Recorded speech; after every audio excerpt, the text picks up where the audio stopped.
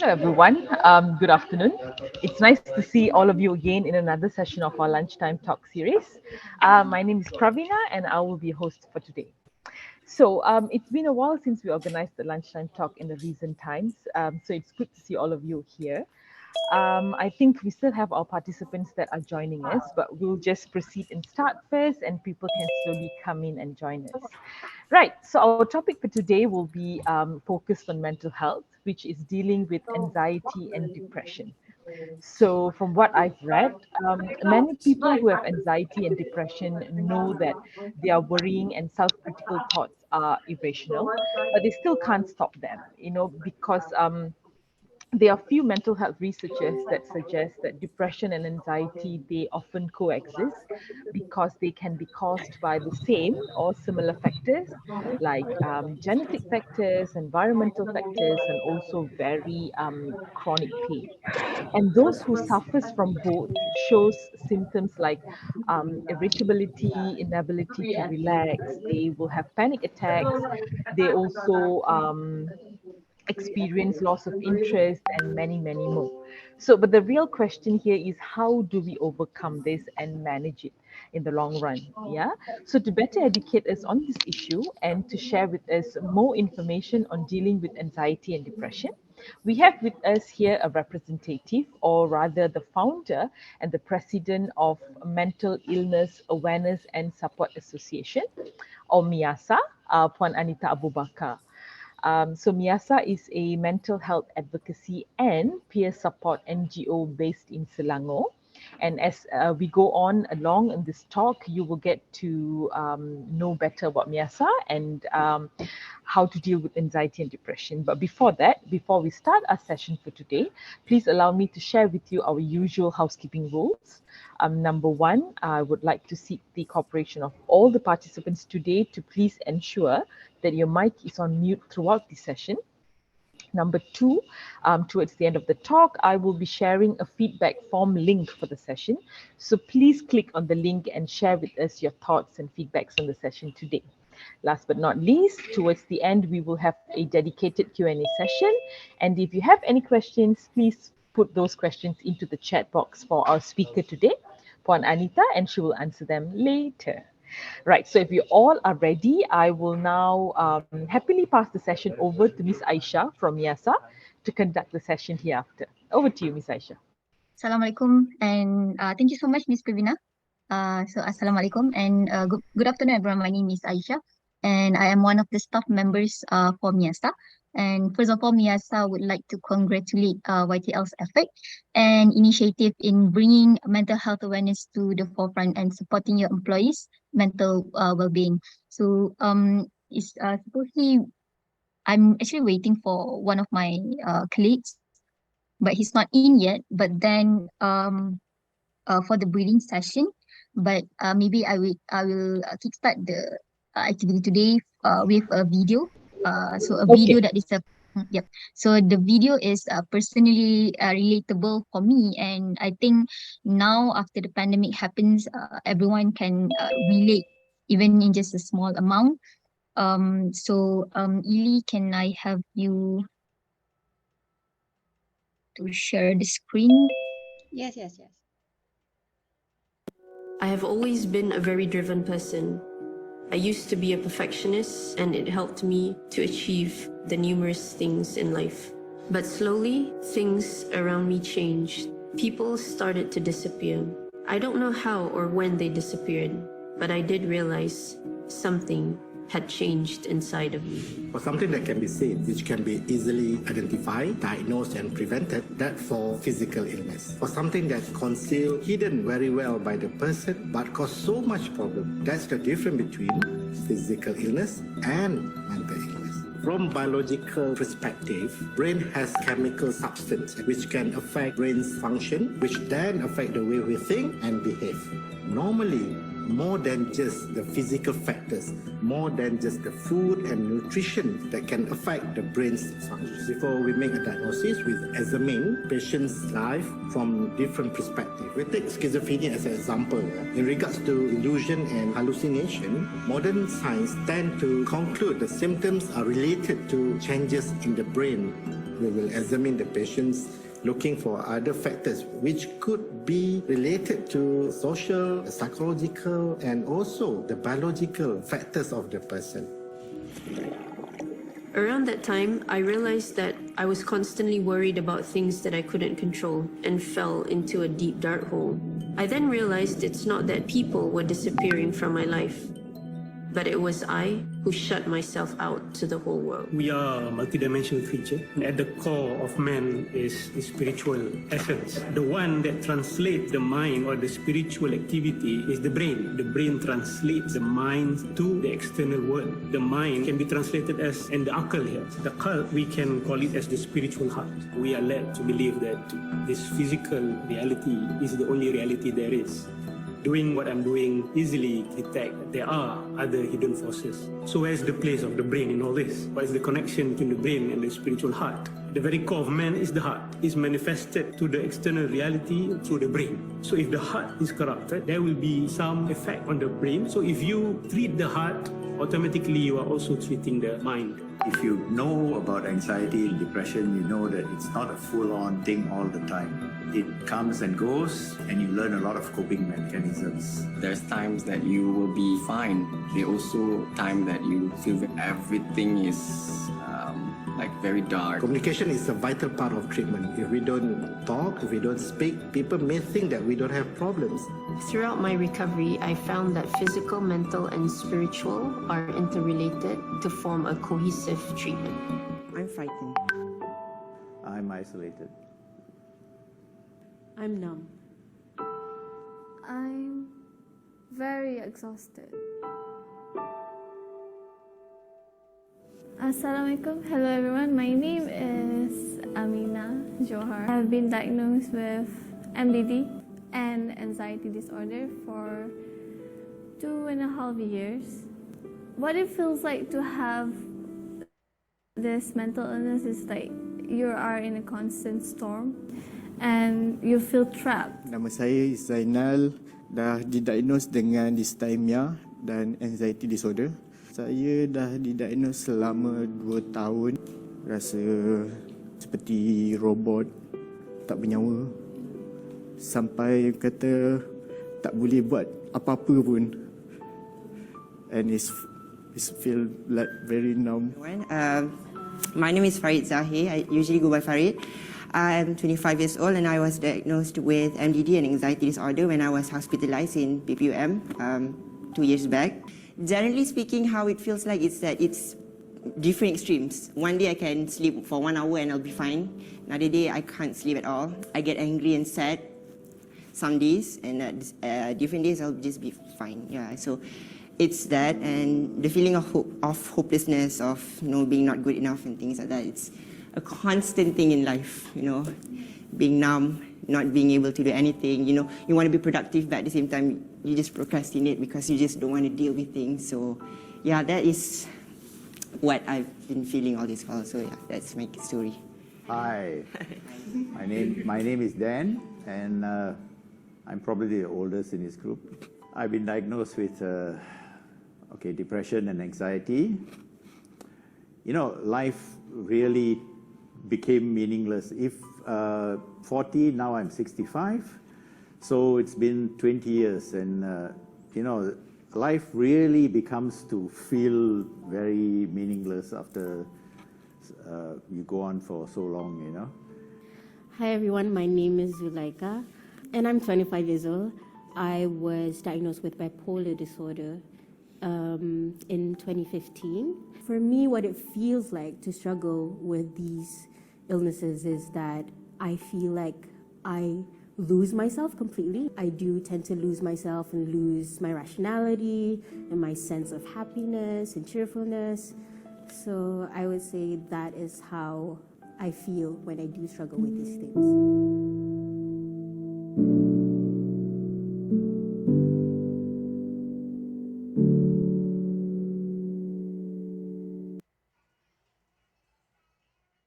Alright.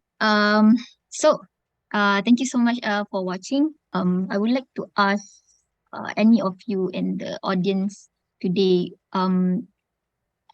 any of you does actually relate to the video that I just played just now? Hi. Hi, Arina. Honestly, I am not really able to relate to I mean, Mhm. their situations. Um, but I mean, I think feeling of anxiety and at times feeling a little bit off is something that everybody has gone through before. Yep. But nothing to the extreme lah, where I feel like suicidal or things like that. Just we have our good days and bad days, and Yep. sometimes True. Yep. yeah. So I mean, to a certain level, yeah, I can relate, and I can I can empathize as well with what the those in the video are going through, but not but to fully understand, no, because I also do not have people around me who are going through all these illnesses.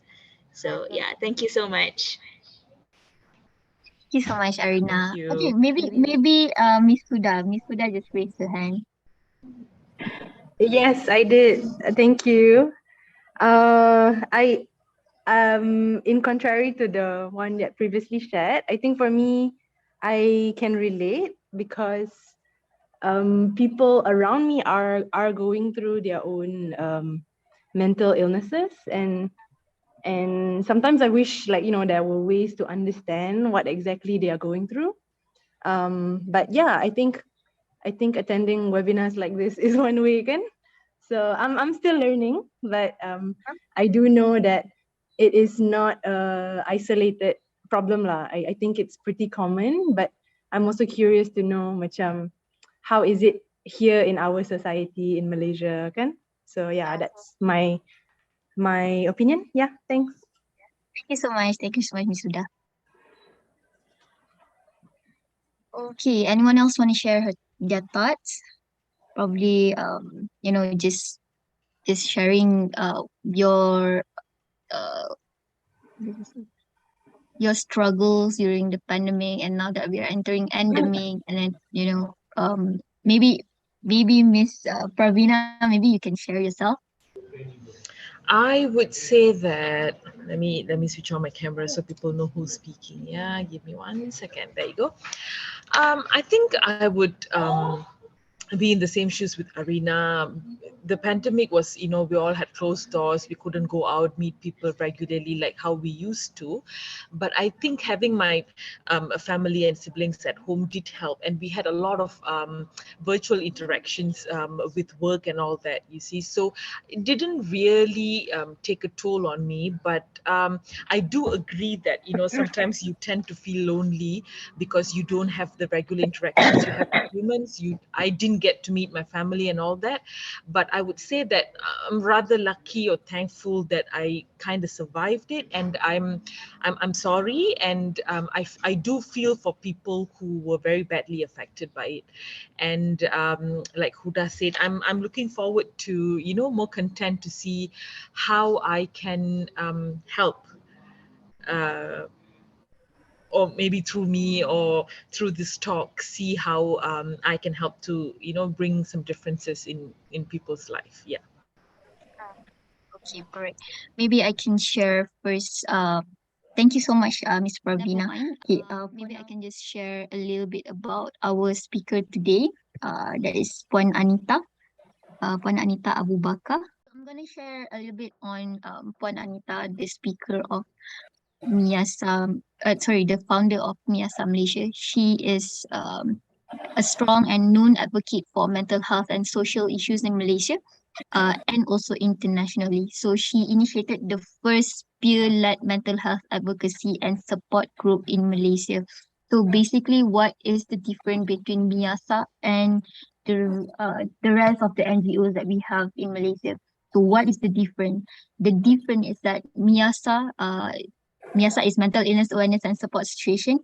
We are the first peer-led mental health we are peer-based support group, which means there's a lot of NGOs for mental health in Malaysia, but they are from the perspective of clinicians, which means they are the psychologists, they are the psychiatrists, they are the counselors, but we came from the perspective of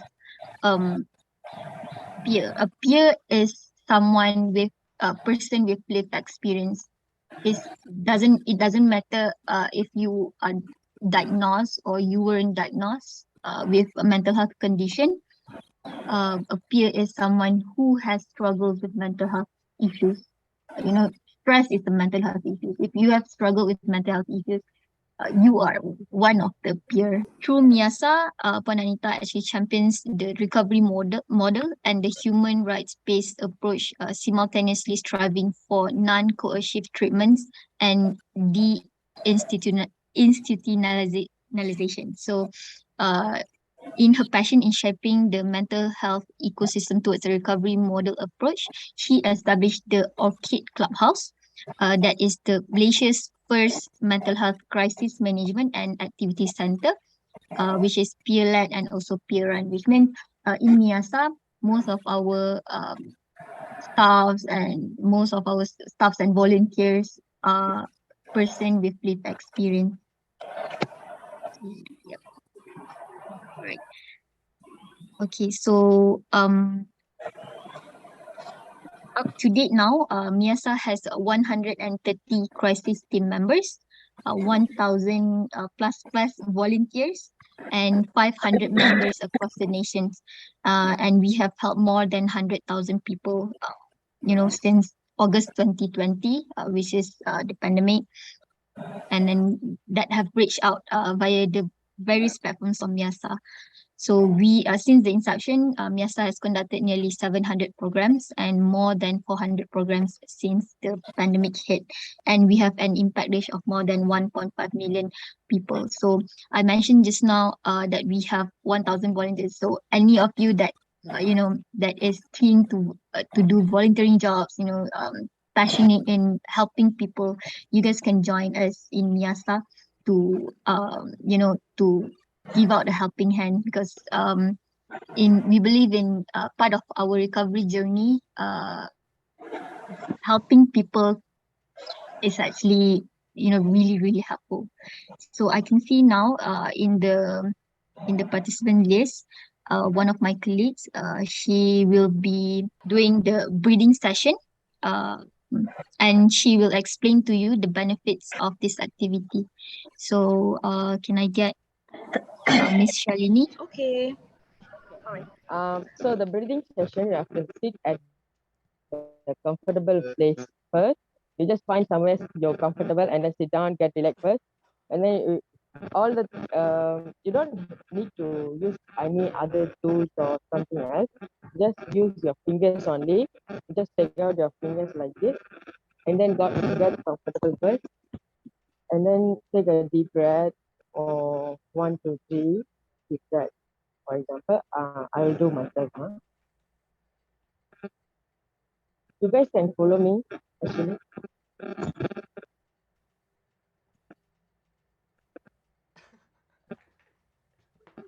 So once you get comfortable, all you have to do is take the hand, then you have to inhale. When you get down, you have to exhale. So that's the exercise.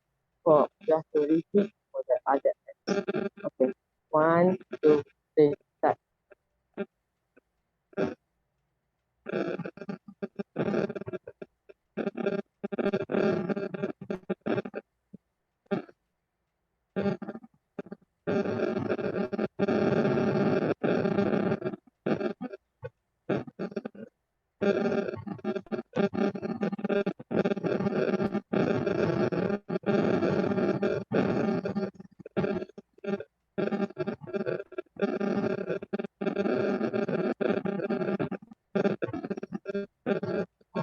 So yeah, basically that's it. You can continue if you want. So it's just that. So yeah, thank you so much, Aisha. And all. But for those of you who have just come in, I'm just going to very quickly recap what Puan Aisha said. So she gave us a very brief introduction on MIASA and on Puan Anita, and then Miss Shalini then came in and taught us a breathing technique. If I'm not wrong, I think you have to hold your breath and go through your fingers, right? Yeah, so we are waiting for Puan Anita to come in.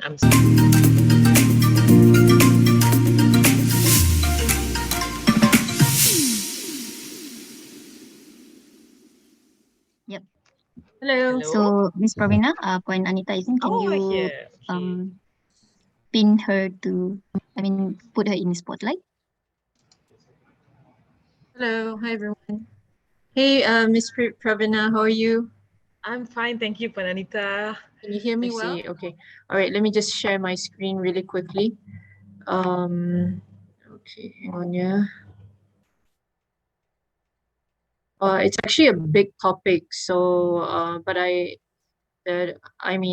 not able to finish it in 15 minutes for sure, but I will try to skip some of the slides if I can, and maybe I won't share any videos, Pravina, yeah, for the interest of time. Okay, Sure. all right. All right, thank you so much everyone for coming in. I was made to understand that the breathing exercise was done. So hopefully this is something that you guys can implement it on your, as a part of your daily routine, because breathing exercises are really effective to calm us down, especially when we're going through a lot of stressors, feeling overwhelmed in the workplace, etc. Okay.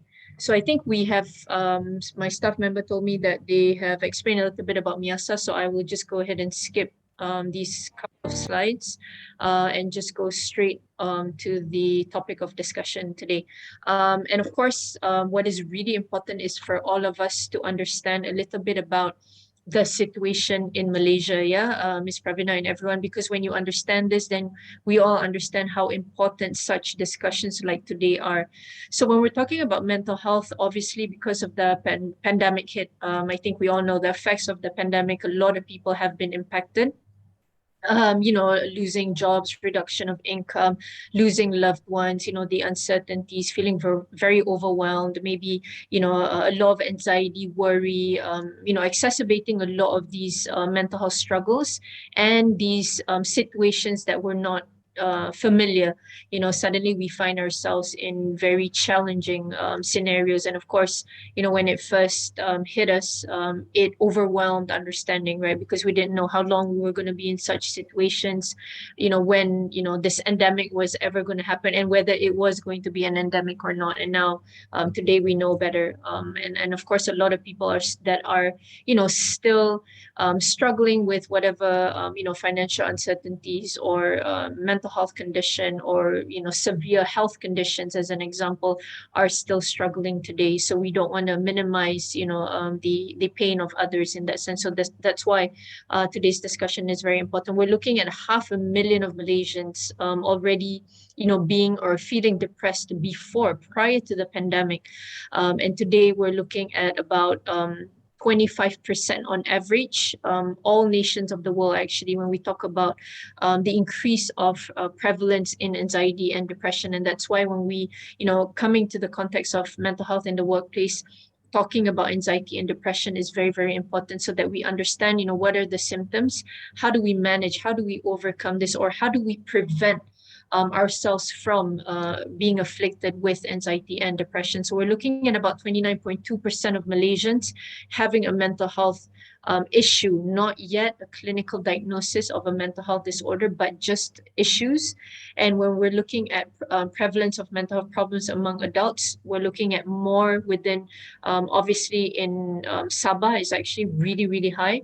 But overall, it's 29.2%, 424,000 children. That's a really, really high number. And, I'm sure many of us here are parents. So if we know, we have a little bit of knowledge about it, we can, observe our kids and we can prevent them from it escalating into a mental health condition or disorder. So again, causes I've already explained, and we're looking at an economic analysis that was done found that the cost to the Malaysian economy when we talk about mental health problems in the workplace is 4.46 billion. And so that is why, preventative measures in the workplace is really important, so that, employees are supported, not just the physical well-being, but mental health well-being. So hopefully, there can be, for example, counselors in-house, or, employee assistance programs where people can, call up a helpline or get, counseling sessions, peer support sessions, or even, public discourses, webinars, all these different support mechanisms within the workplace are very important, so that employees feel supported in the workplace, and it will, increase productivity. People feel happier, and if employees are supportive of employees' mental health, employees will open up, and that way they get that early intervention that they need and require. So when we're talking about mental health issues in the workplace, we're looking at acute stress disorder, anxiety, depression, as mentioned, adjustment disorders because of the pandemic. We've been, working from home, and then never ever worked from home before, and then working from home, doing virtual sessions, and then, hybrid sessions, and then coming back to the workplace still within the challenges of the pandemic, even though we are in the endemic, and of course burnout, right? Wearing those different hats, I'm sure everyone can relate. When the first lockdown happened, being in extreme isolation, all these things exacerbates all these mental health challenges that we're going through. So looking at mental health, so when we talk about mental health, obviously there is a continuum. Okay, so you can be, for example, in deep crisis with a mental health condition, and you can be mentally well. And it doesn't mean that if you have a clinical diagnosis of a mental health condition, you can't have a good mental health. And it also doesn't mean that if you do not have a clinical diagnosis of a mental health condition, that you can't have poor mental health. You can. So it's always that continuum, and we can choose where we are within this continuum. So what is really important, guys, is we must have good, effective coping mechanisms. We must know how to manage our stressors. We must know when, okay, we need time out, we need a break, we need to take that holiday, or we need to, credit that mental health account. What do we do? How do we take care of ourselves? What does self-care look like for us? So this is very important to ensure that even if we, either have a clinical diagnosis of a mental health condition or don't, that we are always mentally healthy, right? So I'm going to skip the videos. And mental health problems. So we talk a lot about mental health problems, right? So what is mental health problem, and what is a mental health condition? So again, that continuum. So a mental health problems means that it doesn't warrant a clinical diagnosis, but it could be you're not able to function optimally, right? You're not sleeping well, you're not eating well, you feel like you want to isolate yourself, you feel very irritable, maybe mood swings, or you feel, frequently ill. It could be stomach pain, shoulder pain, back pain, frequent headaches as an example. But it doesn't mean that you have a mental health condition, but it could be mental health problems, right? How do we know? What's the difference? The difference is if your daily routine is being disrupted, if you're not able to function as normal within a minimum period of time, having, all these different mental health symptoms present, then it is a possibility that you have a mental health disorder. So these are the factors. You've got, many factors must be present, and also a buildup of time, then only can it become a mental health condition, right? So it's not so easy to get a clinical diagnosis of a mental health condition, but everyone is susceptible to it. It doesn't discriminate, right? Anyone can get it, even if you're a psychiatrist, even if you're a medical doctor, even if you are a CEO of a company, even if you're a housewife, even if you are the most religious person. Because why? Because it is a medical condition, right? So it could be predisposing factors, it could be your mom has it, then you're more susceptible to it. You can't inherit a mental health condition, but you can be more susceptible if you're not taking care of your mental health, and all these different symptoms or factors are present. And it could be specific events or triggers like the pandemic or loss of loved ones, could be perpetuating factors, that means you're not getting enough treatment, or you're getting treatment late, or the severity of your condition can worsen it. And risk factors, obviously, right? So if as an example, if you're in the rural areas, there's more consistent stressors, kan kais pagi makan pagi, kais petang makan petang, as an example, or negative attitudes, or low mental health literacy, or you are in an environment where there's a lot of violence, domestic violence as an example. So these are all risk factors. Those that misuse drugs and alcohol are more prone, and of course medical condition could be those that have a critical condition like cancer, as an example, you are more susceptible to mental health condition, or personality, or how much, what's your threshold in terms of stressors, as an example. So as you can see, a combination of factors, build-up of time can make you more susceptible to the condition. So how do we know that if we have poor mental health? So it could be loss of interest or withdrawal from activities that we, used to do. We feel hopeless. We feel very fatigued. We're not able to concentrate. We feel very irritable, lack of emotional control, mood swings, unexplained aches or pains, appetite or weight changes. You eat, more or less. Kalau katalah contoh, you used to eat a lot, but now you're not eating. So that change in that eating pattern is a symptom of poor mental health. You feel very pessimistic, very negative, and also you have thoughts of ending your life, or you give up in that sense. Yeah. So anxiety and depression, these are all very common mental health conditions in the workplace. Anxiety, feeling worried, anxious, these are all common emotions that we all go through. But again, when does it become a problem is when you're not able to manage and control it, and then it exacerbates. So a lot of times, people do find themselves in situations where they go through, as an example, panic attacks. And it doesn't mean if you go through a panic attack, because many of us have experienced panic attacks, that you have a mental health condition. But if a person has a mental health condition, then you would have experienced a panic attack, maybe once or many times, really depending on what kind of clinical diagnosis you encounter. So going through a panic attack can be a very horrifying experience, right? Because you feel like you lose control, like everything becomes beyond your control. You feel cold sweats, you feel difficulty in breathing, you feel heart palpitation, sweating, numbness in fingers and toes.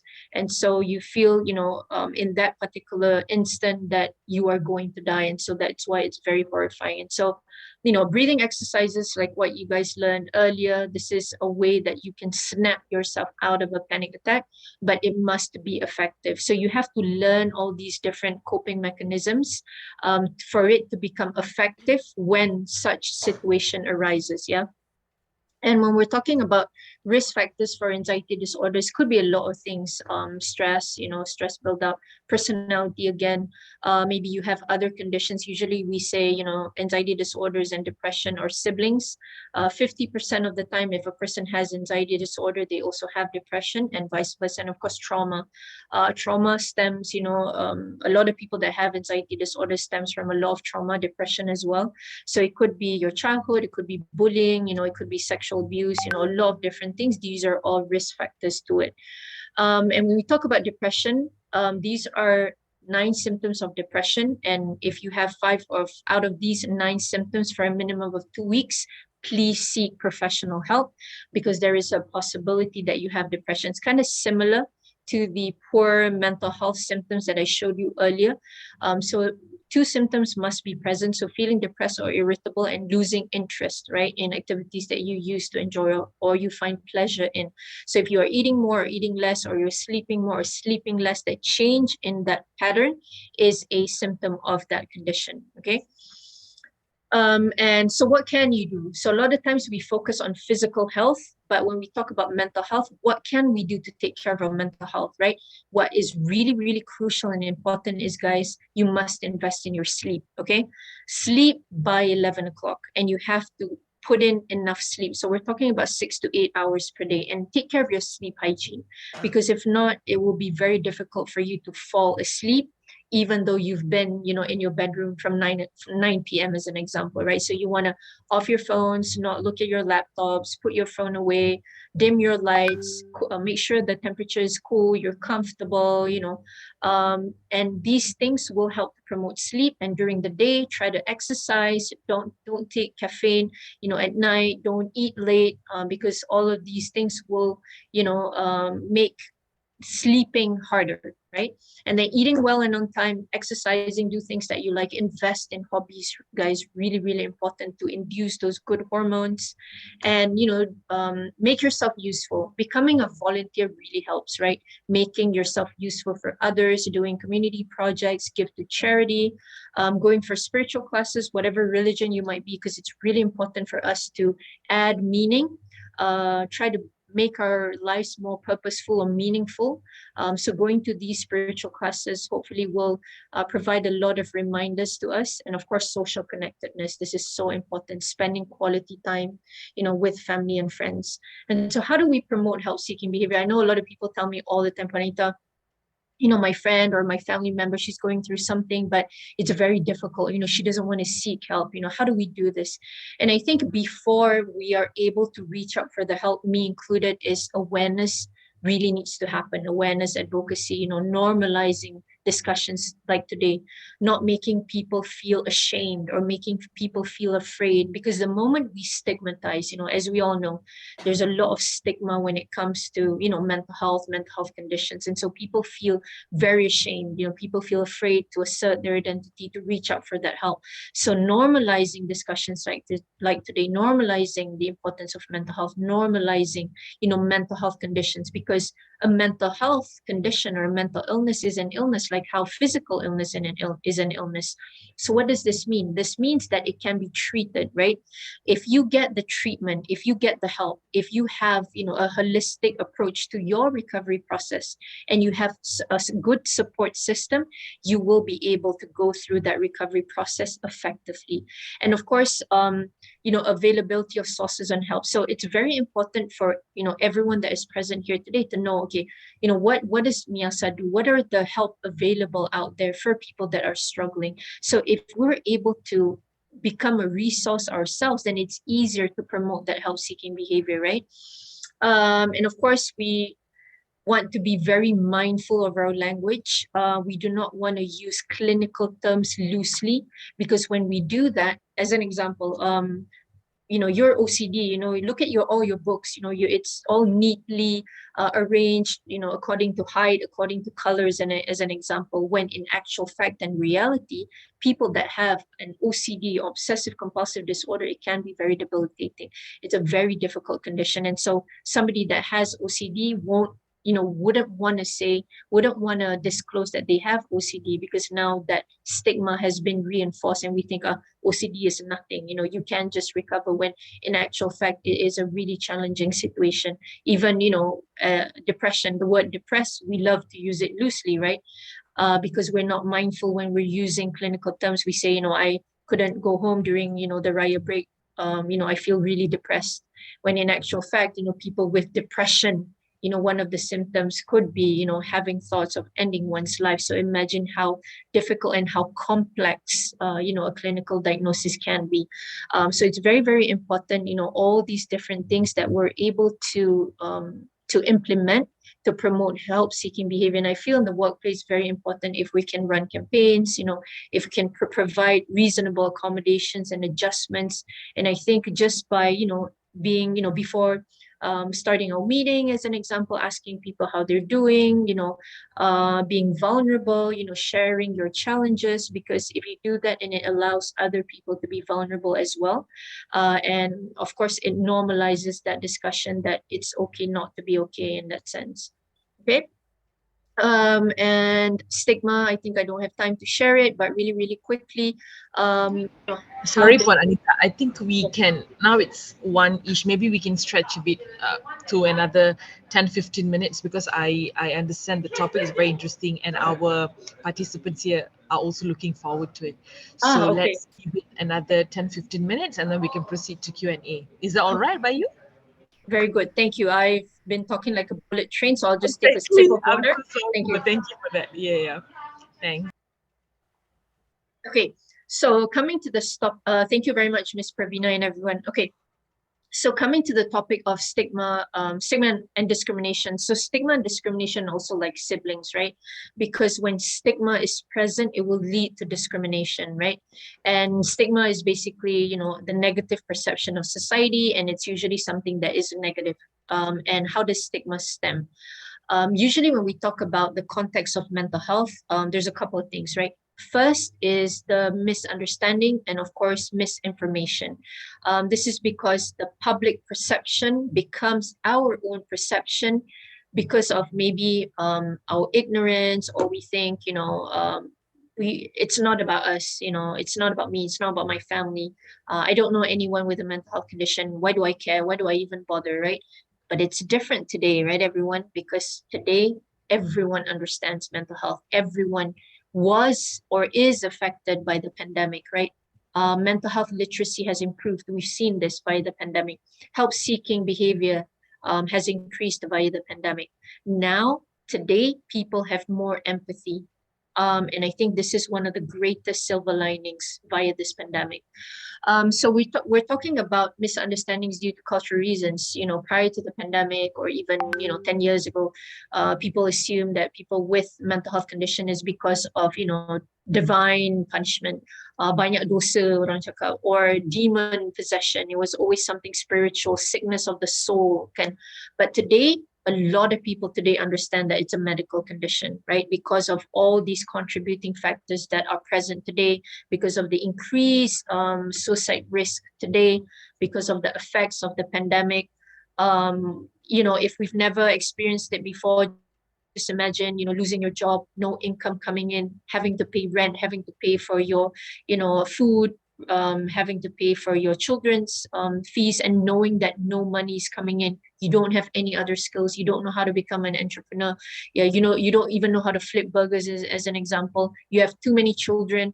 So there's so many things. So imagine being trapped in that hopelessness, being trapped in that situation where you feel there is no way out. And this is where depression hits, anxiety hits, PTSD comes in, resorting to harmful coping mechanisms, and then thinking of ending your life, not because you want to end your lives, but because you want to end the pain. It becomes so unbearable. So when we talk about, the discussion of suicide, when we talk about the discussion of mental health condition, it's very complex. And so because of that, when I'm trying to explain it, when I'm trying to transfer that knowledge, it requires, great explanation so that we don't have a misconception, because I don't want to reinforce stigma, right? As much as possible, we want to combat stigma, and we want to provide that accurate perception.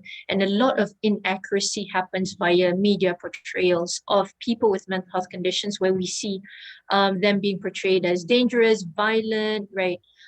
Ending it with tragedy, with violence, with ending their lives as an example, So this inaccurate portrayals of people with mental health condition, this is how it stems that perception where, people with mental health condition are crazy or violent or dangerous or weak-willed, not able to recover, as an example.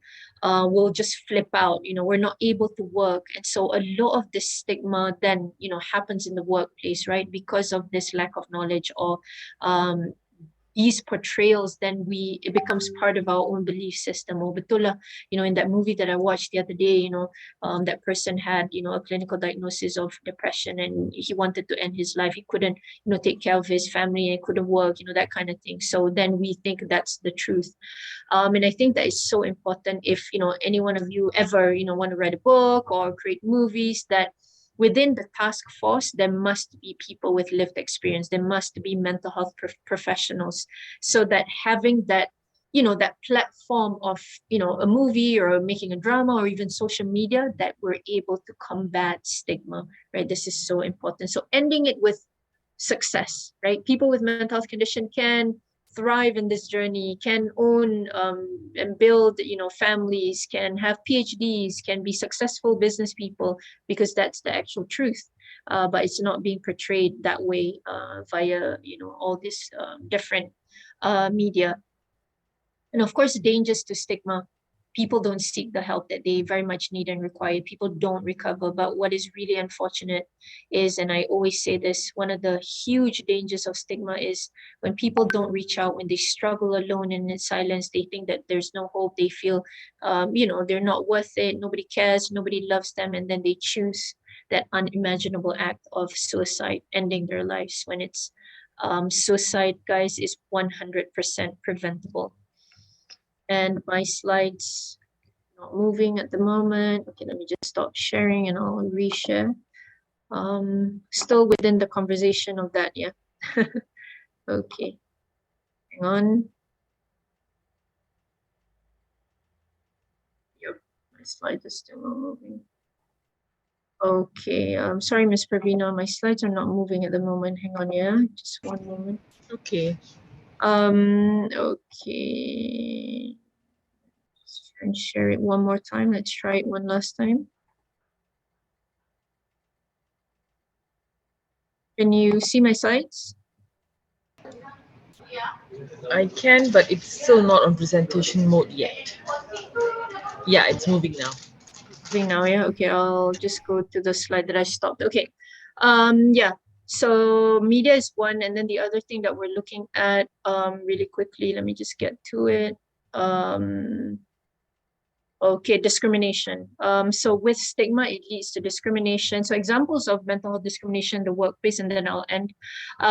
Feeling embarrassed and afraid because you are being questioned when you provide an MC as an example, especially when you know that your employer or maybe the work environment that you're in are not supportive of people with mental health condition just because you've heard them talk about it, you've heard them stigmatize someone that seemingly to have a mental health challenges as an example, or being passed up for a promotion. Perhaps your supervisors or the management feel that if you take in more responsibilities, you're not going to be able to handle it because you are a person with an anxiety disorder or depression as an example, or being excluded from training because they feel that you're not fit to climb that, to take up more responsibility or climb that corporate ladder as an example, or an environment where it's not supportive of your mental health challenges and you constantly feel afraid or feel embarrassed if you are experiencing a panic attack or feel overwhelmed as an example.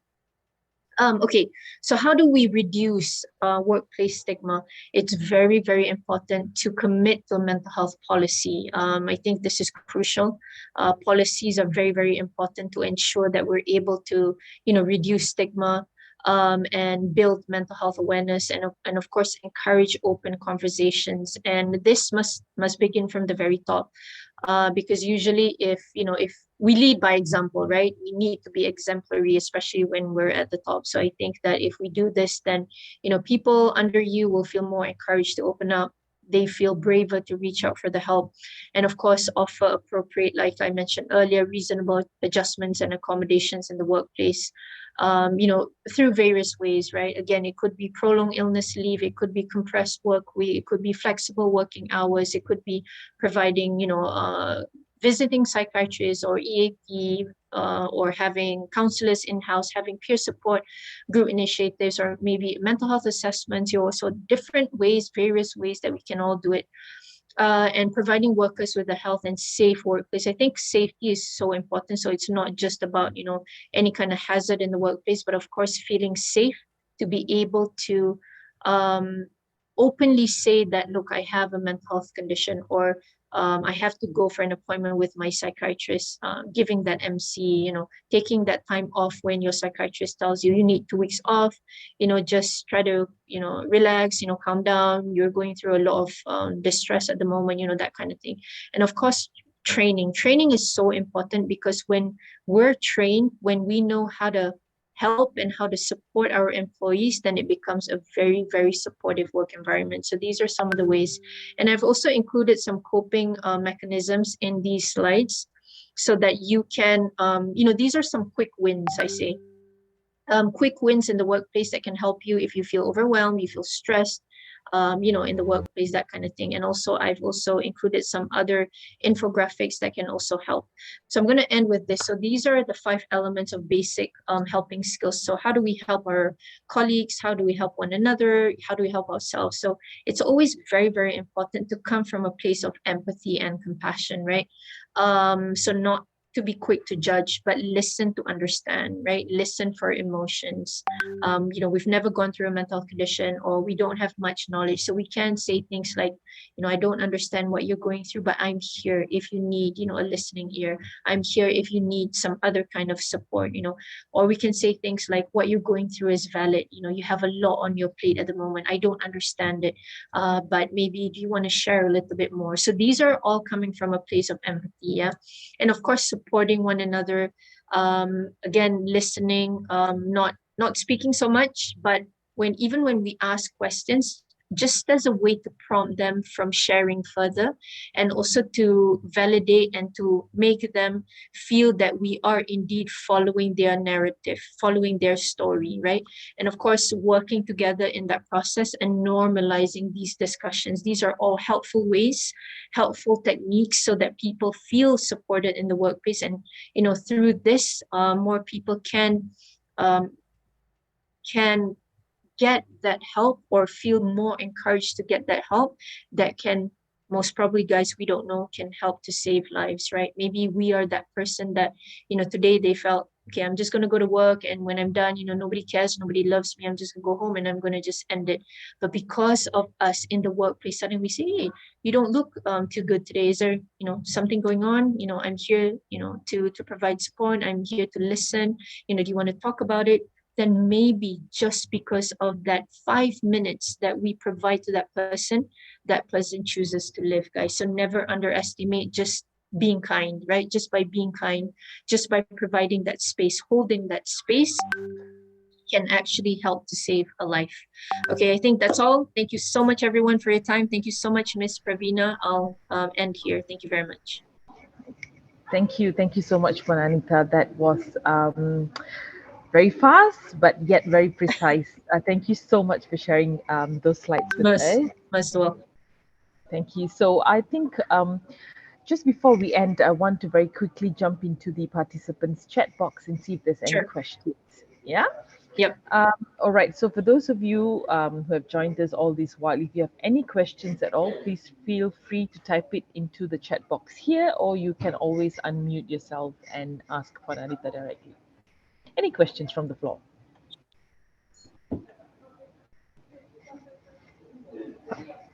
Sorry, excuse me. I think we can spare maybe about 3 to 5 minutes if there are any questions from the floor, just before we wrap this session up. Sure. Any questions from y'all?